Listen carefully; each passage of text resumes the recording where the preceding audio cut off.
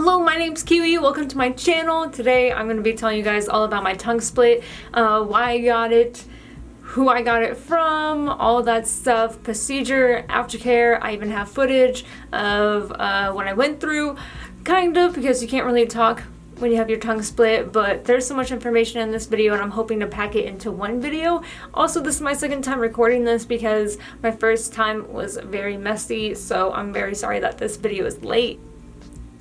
So I got my tongue split in half, as you can see, and why I got it done. I got it done small portion for aesthetic reasons, a big portion.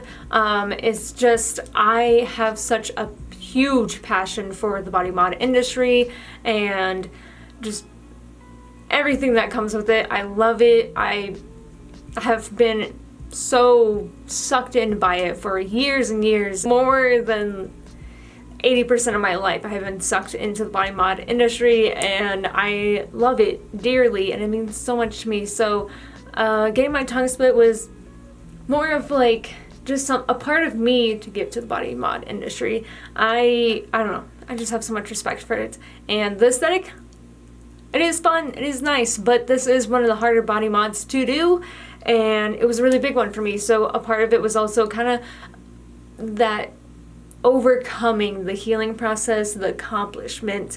So it's not all just, I think it looks cool on this one, which usually I do say for my body mods, but this one in particular, it's for the industry and my love for body modification.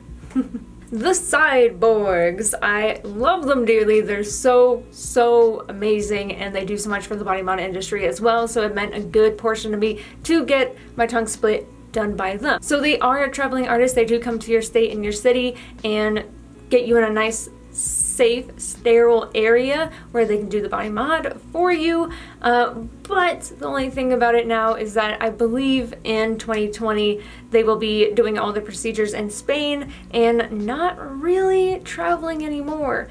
But I believe he's going to be making an official statement on that later on, so I don't really have anything else to tell you on it, but for right now I believe they have some appointments open for 2019 to be a travel artist, and later on in the future I most likely will be staying in Spain. They were also the ones that did my pointed ears, and as you can see, that hole in the middle of my ear, that is a 0 gauge conch punch. That is the other body modification that I got done by them at the same time that I got my tongue split. So I have gotten a good portion of body mods done by them at this point, and you know, I always know that I'm safe with them. Nothing will go wrong. It's always gonna be, it's like basically a guarantee.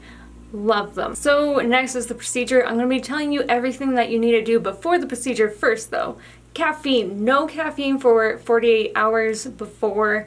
Definitely do not want that in your system, and you won't be consuming caffeine for the entire time that you are healing as well, for basically a week. So 2 days before and then the 5 days that you're going to have these sutures in. Now you do want to go shopping for all the food that you're going to be eating during this time. You cannot have solids, you cannot have spicy food, anything acidic, anything dairy. You also want to set up your sleeping area, your resting area during this time, because you're not really allowed to move anywhere, so make sure you have a nice little area. Once I go over the aftercare, I'm going to tell you exactly what you need, but you do have to get these things prepped before. So do that. If you're a smoker, make sure that you stop smoking before you get this done. And I don't know too much about when to stop smoking for that. I would say like maybe a week before, but they do give you an aftercare sheet. So if you are a smoker and you are concerned about that, you can totally email them and ask them more information about that. But make sure you do not smoke, eat before your appointment, and bring a sugary drink or like a candy. I would probably bring a liquid instead, because liquids are going to be a lot easier than solids, especially when you get your tongue split.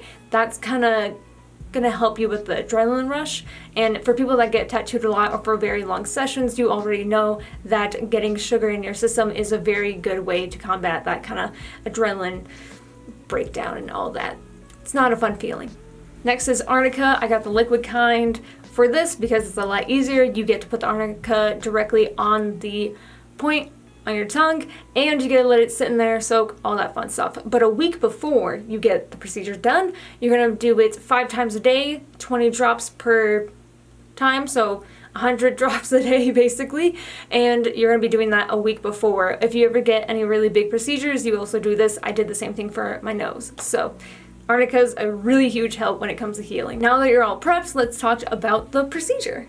Right when you walk into the building, they're going to sit you down and tell you some aftercare if they didn't already send you an email of the aftercare sheet. If you have any questions, now is the time to ask those questions because you won't be able to talk after. So make sure that you speak everything. If you have any questions, you can email them before the procedure as well. And during the procedure, you can talk it all out. So do not worry. You can just send them a message while you're healing if you have a concern or anything like that. But they are going to give you a little aftercare, a consultation before, and then they're going to put you in the room and prep you up. For my experience, I did get my ears done first, so they kind of prepped me for that, made sure it was all clean, did the hole punch. I'll have a video about that later on, but then came the tongue split. During this time, they make sure that you really have connection with them, that you're going to be on the same page. They want you to concentrate and be very open to them whenever you need a break. That's the biggest thing. So they give you a little sugar tablet. You have 2 of those sugar tablets, and that kind of helps you, you know, calm down everything for all the adrenaline that's about to come. So you sit on this bench, and basically the bench is shaped like an L. You're sitting right here. So if you ever need a little break, you just go to the side and you can easily just lay down that way. If you feel like dizzy, nauseous, lightheaded, clammy, sweaty, or anything like that, just while they're doing the procedure, raise your hand. That will stop their work and that will let you know when you can lay down. And that's all you have to do. You can take as many breaks as you want. I highly recommend to kind of like, you don't want to fight the feeling, but you definitely want to just be like, you need to like focus, be in the mode to get something very serious done. It's a lot more mental power, and it's not really worrying about pain. The pain for the procedure was barely anything. I would say it's maybe like a 6 out of 10. All the pain comes after. So once you get home, that's when everything's going to hit you. But for this, please do not worry about the pain. I know everyone's going to be asking that. How was it? How was it? Are you okay? Believe me, the pain, the procedure is absolutely nothing compared to what's to come. Once they're sitting on that bench and they tell you all the hand signals, they give you a bib for your chest for any kind of blood and drool. So expect a lot of that coming up soon. And they give you a little bib for your lap because you're going to be sitting up. So what they do first, they're going to cut your tongue web. So once they scalpel that, right away, it's gone and you're ready to get your tongue split. For me, I got really, really nervous. Once I was done calming down and they were all ready to go, they were like, okay, we're gonna start getting into the tongue split. I did want to keep my eyes open during the procedure, but I couldn't. I really had to focus on getting this body mod done, and it's a very serious and intense one, so my eyes were closed. I'm sorry. It's not like you can really see too much of what's going on. You can just see like just tools. Kind of like when you're at the dentist, you can't really tell what's going on, so it's basically the same. But as I was sitting there, I was just really focusing, breathing, and you know, while you're breathing, it's okay. If you have to burp, just burp. They told me the same thing. I didn't have to, but that is just a reminder for you. But yeah, if you need to do that, just go right ahead. But you just have to focus and relax. It only takes 15 minutes to get done, which is crazy to me. You're like in and out like that. So you're just sitting there, you can start to feel them, get everything all set, and I didn't feel anything, but the one thing I could definitely tell is I could tell when it was starting to split, because on the corners of my mouth, I was starting to feel my tongue. So it was basically like, I could start to feel it here, and then we keep on going until it was kind of like rusting right there, and I was like, oh, okay, it's split. That's when I kind of started freaking out, but I just had to get back in the mindset of just like, we gotta keep on going with this. After that was split, they told me, they were like, okay, we're done splitting it, we're gonna start putting in the sutures, and that was very simple. I believe I didn't take a break until like the very last 2 sutures on the tip of my tongue, or one of them, I guess. And they basically, all the way from the middle out, they were gonna be suturing it on both sides, so just where they cut it on the inside is where they suture it. Now, being in and out the door took about an hour. The procedures, including my ear, only took 45 minutes. The tongue, probably like 30 minutes. And And yeah, that was basically it. After that, they cleaned me up. You know, everything's all nice and sterile. They cleaned me up, got rid of everything. They said goodbye to me. I tried to signal that I was saying bye as well and that I love them. And I went off on my way. Alex was in the car waiting for me. I went in there and I was feeling great. Sadly, he didn't bring me a towel. I highly recommend that you bring a towel with you, but thankfully I had a cup. So I just let all my blood and drool go straight into that cup and I was on my way home. Before we talk about that, I think I should tell you guys about Aftercare because there's a couple things that I had to do for Aftercare. And I'm going to tell you guys what to expect for the next 5 days and the Aftercare, and then I will tell you how my journey was for the next 5 days.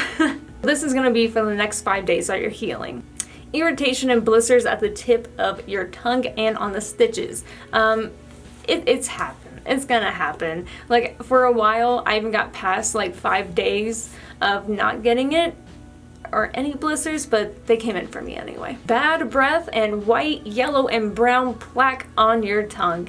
For quite a while, just like the blisters, I didn't think I was gonna get it, but let me tell you, the bad breath and that plaque is it's so bad. It's really bad. I'll explain the smell later. And that's the most disgusting part of this entire thing, is that there's not much gore. There's literally no gore. It's just, you bleed a little bit for 2 days and that's it. The smell though, really bad. Bruising is expected, obviously, and swollen glands.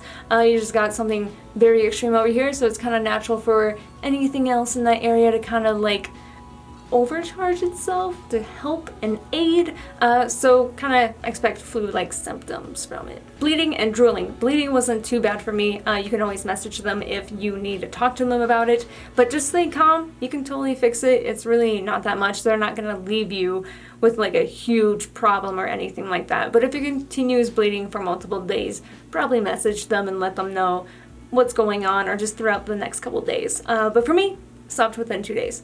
The drooling though, constant. When I say constantly, there is no break. You're gonna want a couple towels around the house. I think I had a rotation of 6 towels, so I would be drooling on like 3 of them. I would go through 3 and then be washing 3 in the washer and dryer, so I would be rotating those. So constantly using 6 towels. For nighttime, you want at least 2 like big towels just to like wrap around, because it's just going to be pooling from your mouth nonstop. And I really mean that. I truly do. Like, it's just pooling and you won't really be able to control it. You'll just be sitting there and like someone might be talking to you and you'll just be like drooling. You're like, sorry. It just happens. You're going to be feeling weak and you're not going to get much food or sleep. What you're going to be trying really hard in the next 5 days is just focusing on getting sleep and as much food and water you can get in. It is recommended that you get at least 2 liters, and food, of course, you want to make sure that you're getting a normal amount, but it is really hard doing any of that. So you're really not going to get that much sleep, but try your hardest to get as much as you can. I thought I would be working by day 3. Nope, not at all. I was in bed for at least 5 or 6 days, so you want to be careful with that. So don't plan anything for the next couple days. Pain. So ibuprofen is going to be your painkiller and nothing else. That's about it. So you have to make sure that you get food in you as well. Pain, it can be mild to extreme. For me, it went from a 6 to when I got home, and it went to an 8. I was crying and sobbing. I'll just say that. Scabbing. This, yeah. You're gonna get some scabs on your stitches. Tis expected. Okay, so that's what to expect. Now we're gonna go after rules. This is gonna be things that you can do and cannot do. So for swelling and pain, Arnica, you're gonna be doing this, like I said before, 20 drops 5 times a day, or 6 times a day. Just doing Arnica, and it's really hard to keep in your mouth, to be honest, but you'll get it down. You're not going to be moving or talking whatsoever. Do not even move your tongue. What I did, I just kept this part of my face completely like relaxed. Herbal teas is going to help a lot with this, but you want to stay away from hot or cold things. You want to be more in the warm and cool kind of things, and it all has to be caffeine free as well.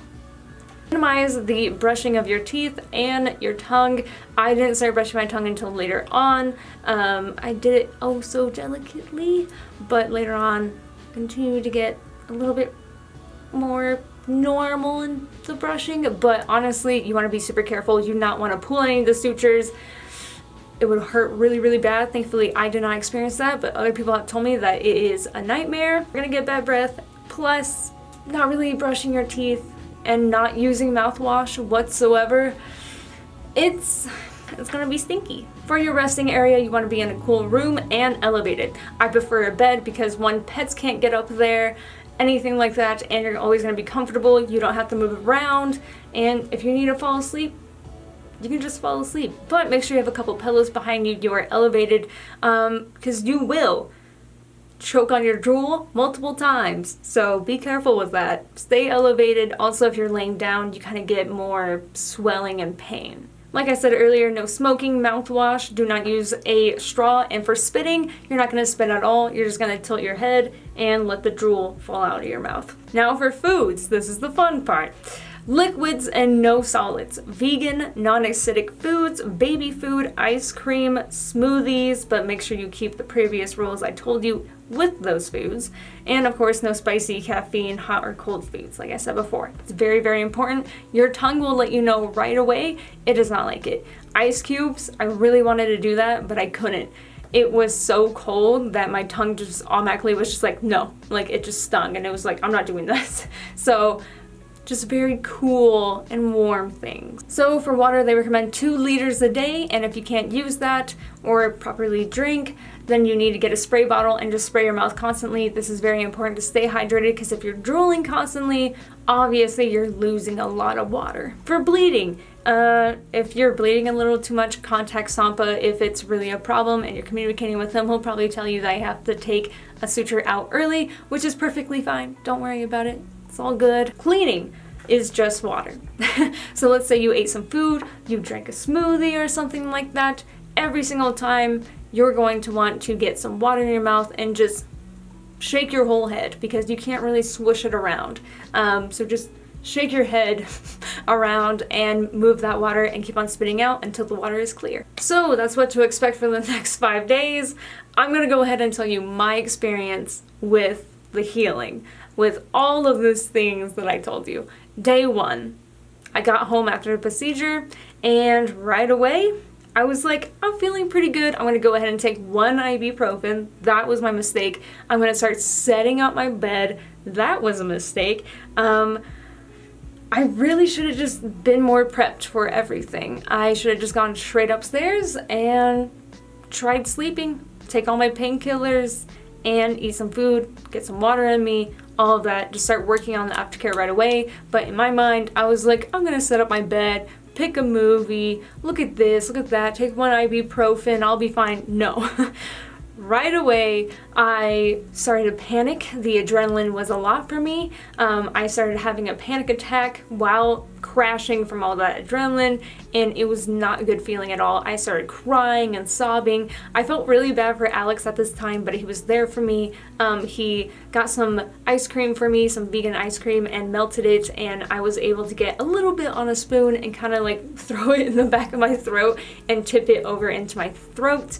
That's kind of how I consumed liquids and foods for the next 5 days, just that spoon technique. I was really having a bad time, so I just got a bunch of food in me. I got sugar in me to calm down. I was texting him, but a friend of mine that got her tongue done before me said, it does suck.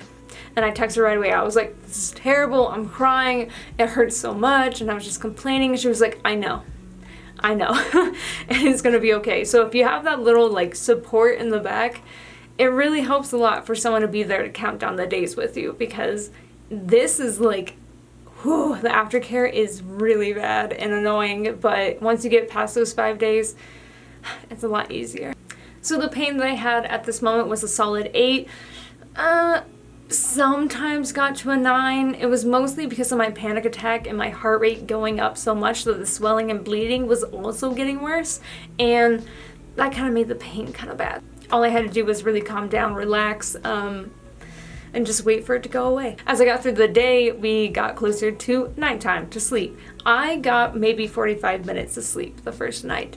The constant drool, I had that towel on me and I was elevated. I couldn't move my head to the sides because I got my ears done as well. It was really bad, and you know, in the middle of the night, it really sucks just to be sitting there in pain, hungry, thirsty, low on energy, drooling constantly and trying to fall asleep, but you can't. But you'll get through it, I promise. Like I said earlier, my bleeding on the first day, it was there for sure. I was definitely bleeding, but only every now and then. The second day, it was a lot less. It was only if I was eating or cleaning my tongue, which is normal because my tongue was probably happening to like move and everything like that. But after day 2, it stopped bleeding. Also, I had less pain in the morning, so that was great, but closer to night is when it hit me really, really hard. Day 2, I probably got an hour and 30 minutes of sleep, but in the middle of the night, I did wake up having another panic attack, crying over pain, telling Alex that I was like beyond miserable, and you know, he was there to comfort me, and I fell asleep for like 10 minutes and then woke up again. But that 10-minute nap, it was pretty good, but that's how day 2 went, you know, less pain in the morning, a lot of pain at night, realizing how difficult it was gonna be. Day 3, I actually had no bleeding this day. This is kind of where it stopped, and I had mild pain. Thank God, it wasn't terrible. It was probably a 6 out of 10 the entire day, so I was feeling pretty good at this point. But this is also when I kind of started to realize something. You know, I was drooling all the time, like all the time, and I was like, what is that smell? It was like, wasn't strong enough for me to pinpoint. For some reason, it was my mouth. Not much on day 3, it was just, I got more sleep on that day. I got 3 hours of sleep, so yeah. Probably just gonna go straight on to day 4. Day 4 is when I started to go a little bit crazy. Smell was overwhelming, and the drool smelled. I'm gonna talk about this for a second. This smell is so bad. For other people, you're probably like, oh, it just smells like they haven't brushed their teeth in a while. For you, it will smell like death because you're right in it, and it gets worse every day. And you know, this is also the day that I decided to look at my tongue, but not just like right here, because before I was just like, and that was it. But on the 4th day, I looked all the way back there and I saw it. I'm getting a little bit sick just thinking about this. I saw the white to yellow to brown plaque on the back of my tongue, and that made me feel sick. Like it just, for me, it made me feel so sick and gross even knowing that was in my mouth. It was really, really bad, but it gets even worse. I had more food and I had more naps on this day, but towards night I got a lot less sleep from the smell, and I started going a little bit stir crazy, which is constantly being inside, not doing anything, no work, anything like that. So I went a little bit crazy, and a really big thing that I started on day 4 was peppermint essential oils. I kind of kept these oils around me. I burned incense just to avoid that smell. Day 5 was basically a repeat of day 4, but I was dying for a solid meal at this point. It was just the smell and a solid meal. That's all I wanted. And I was just so hungry, and I was planning a feast on day 5. So let's talk about me taking out my own stitches. Yes. So originally, I was talking to someone, and he was like, oh, by the way, when you're ready to take out the sutures for your ear and your tongue, this person can help you. I went to that person and they weren't there. So I had to do it myself, but I have done plenty of body mod practice on myself, so I felt fine with it. I got the tools for it, which is very, very, very small scissors and just something to hold the suture. And I had Alex with some gauze holding my tongue apart and basically having a light on it as well. Alex, I love you so much. Thank you so much for helping me. The smell was so bad. Alex had to like put his t-shirt over his nose. He was like, I'm not trying to be rude, I swear to God, but like, this is bad. And you know, for me, it was even worse. And I was able to actually pinpoint what that smell was. If you have ever dissected a cat, That is the exact smell. That.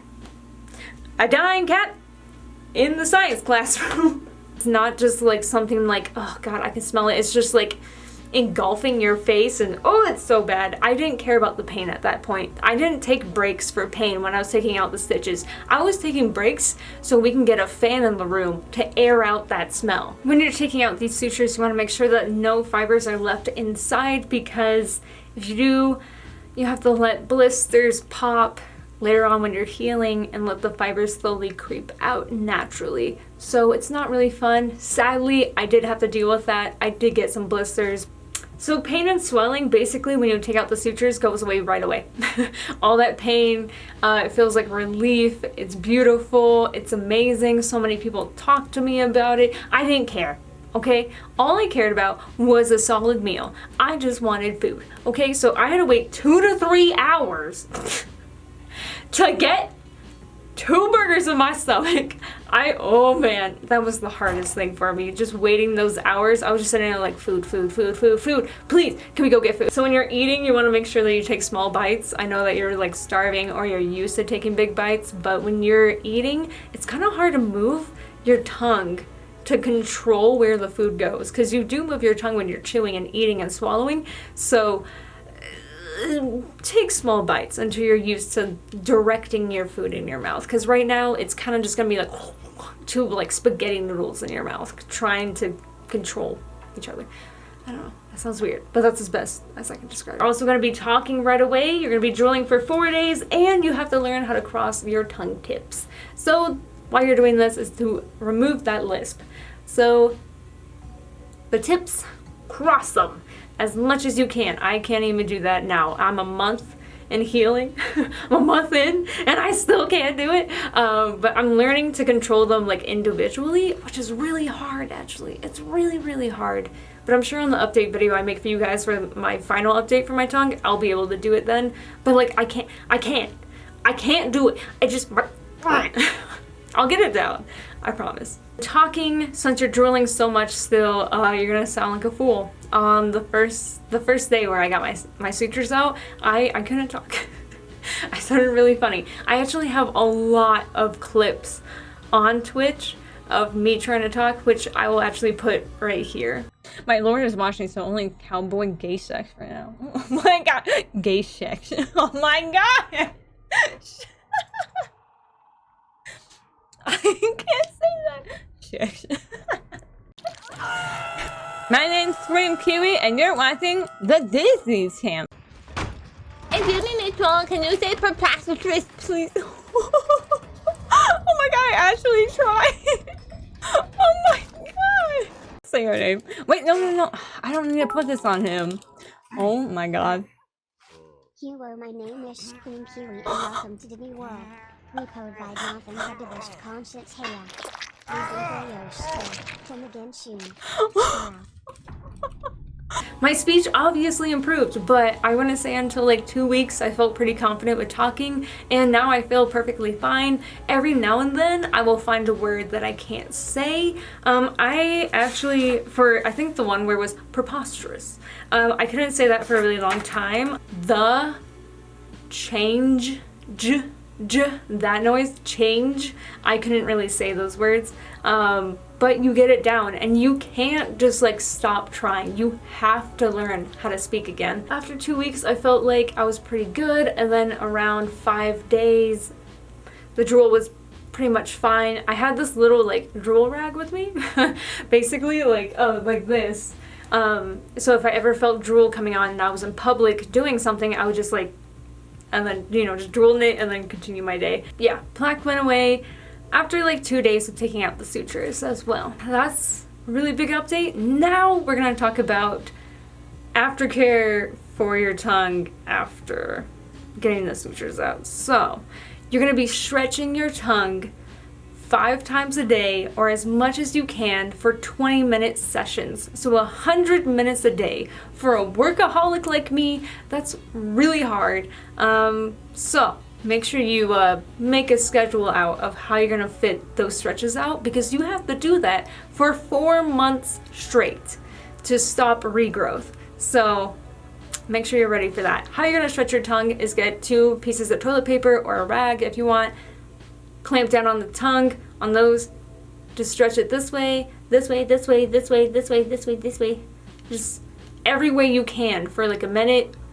Just wait until it's a little bit sore, stretch. Once it's done being sore, a little bit farther, and then do it again. A little bit farther, a little bit farther, and etc. And the final thing to say about regrowth is you get 1 centimeter of regrowth. You can see where it starts to split, and then that little section that has regrowth. And kissing, I know people are gonna ask, perfectly fine. 2 weeks after, or 3 weeks, I recommend 3 weeks, you can start smoking, kissing, oral sex, or anything like that. Once again, I think that's everything, and I think my neighbors are staring at me, so I'm gonna go. The next video I'll be making on my tongue will be the 4-month update, which is the final video for my tongue split, unless something changes later on, but I highly doubt it. People that get this done, usually it stays like this as long as you keep up that aftercare and be smart about it. Do not be lazy. That's everything. If you guys have any questions, please put them down below and I'll try my hardest to answer them all. Also, if you would like to contact the Cyborgs, make sure to email them, especially if it's anything about pricing, procedure, anything like that. I am not the artist and it's not my responsibility or my place to be giving out prices. So if you guys have a question about that, go to them. I know I'm going to get plenty of questions about pricing, but people need to understand that it's very disrespectful. That is everything about the tongue split. I really hope you guys enjoyed this video. I'm so sorry it took so long. I have like 5 other videos filmed, so after this one's uploaded, I'm gonna be just moving, just going with the uploads. But yeah, thank you so much for your time. I hope you have a wonderful day and journey, and yeah.